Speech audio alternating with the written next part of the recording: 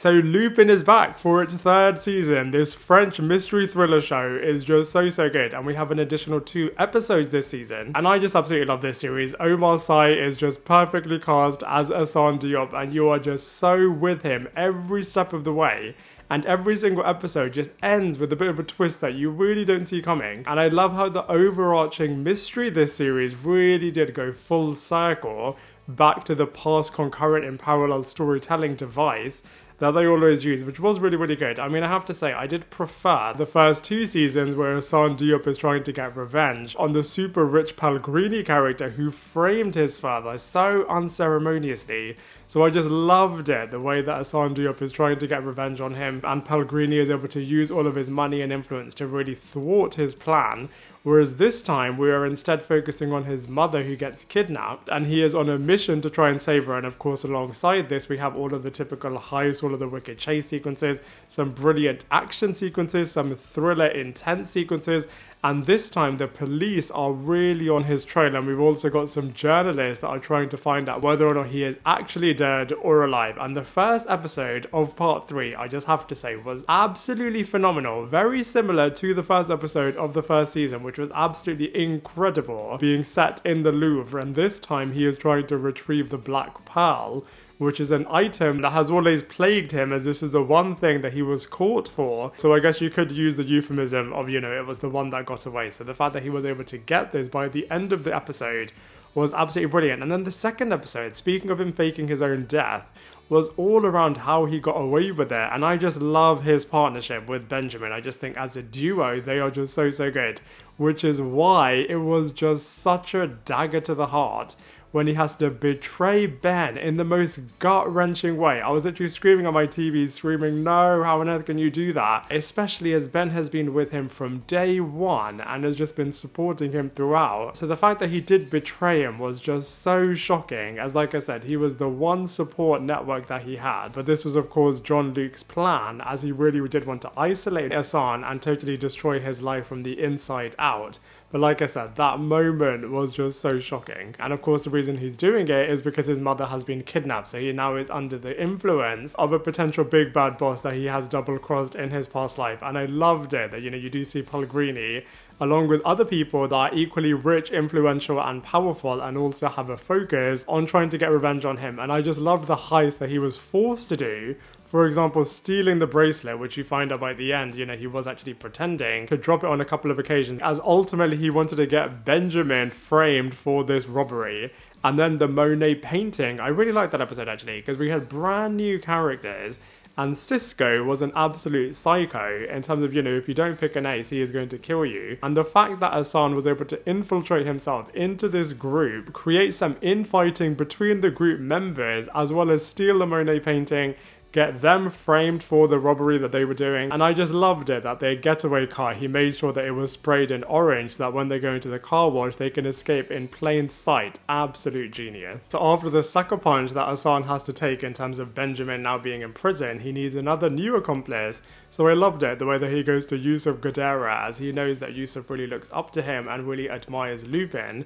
So the fact that he was able to convince him to work with him and to be in disguise to take down Manon, who is of course the right-hand woman to Jean-Luc and has of course got a past with Assane, which he definitely does come back to in the final few episodes. And I just really loved this pairing. I thought they were really well suited together, and I just hope that in the next season we do get to see them working together a little bit more, as like I said, they were a really cool dynamic duo. But he's not the only accomplice, as we also have Bruno, who has been his childhood friend and has come in and out of his life.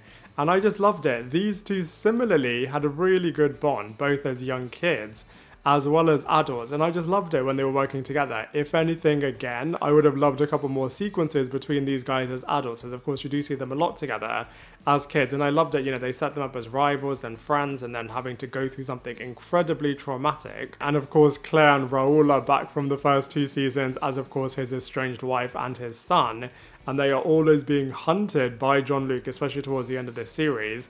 And they are trying to figure out as well, even though Claire takes a little while to believe it, but you know that he isn't really dead. And I loved it. He was undercover as Alex and nobody realized. But the thing that gave him away was the fact that he put the ketchup in the fridge upside down, which I thought was pretty hilarious. Now let's focus on that ending. So speaking of Bruno, the black pearl was put into the rose, which he gave to a random stranger, and that rose was able to be easily found out as it was so bright in his signature orange color. So Bruno was able to easily identify it and then was able to get the black pearl back, and then probably sold it in the black market, and then was able to keep some money for himself, give some to Manon, and probably saving some for Assane too. And then as he promised with use of Gadara, he is going to give himself in. By the way, I can't believe that there wasn't a backup of his confession video. Maybe he deleted it from iCloud and Google Photos and therefore it wasn't any trace of it at all. But anyway, the fact that he's given himself in means that he's not going to get that happily ever after with his mother and with Claire and with Raoul, but instead Benjamin is going to be free.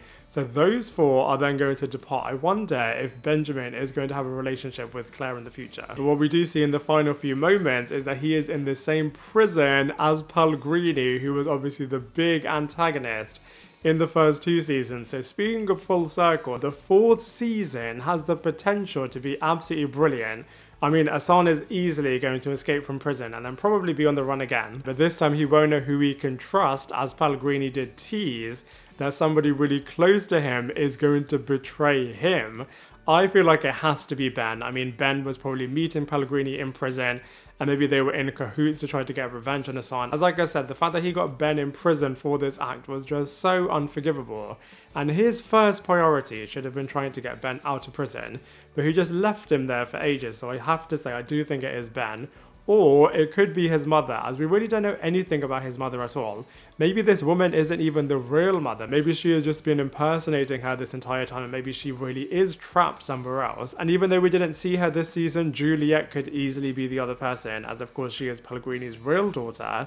And even though she was on Assane's side towards the end of the first 2 seasons, maybe Pellegrini has been able to sweet talk her. So I am really confident that we are going to get a part 4, as like I said, the stage is set for such a dynamic showdown, which is going to be really, really good. And the creator did say that, you know, this show potentially could go on and on and on. I guess if Netflix don't want to finance it, maybe they'll find another production company that do, because this show is just absolutely incredible. And I just loved all of the existing characters returning, all of the new characters were really, really cool. All of the heist missions that this guy had to go on was absolutely brilliant. All of the disguises, all of the threatening situations, and like I said, just how full circle they made Jean-Luc in terms of terrorizing these guys when they were kids, and then returning as an adult and just being a killer and just being unstoppable. So maybe we are going to see him back in the future too. So I just cannot wait to see what's going to happen in the future. And in particular, in season 4, as like I said, they set it up so well. But as far as season 3 is concerned, I thought it was really, really enjoyable. And so for all of those reasons, I'm going to give it a solid 7.5 out of 10. Now I'd love to hear what you thought of season 3 of Lupin. Let me know your thoughts in the comment section below, and I look forward to seeing you in my next video.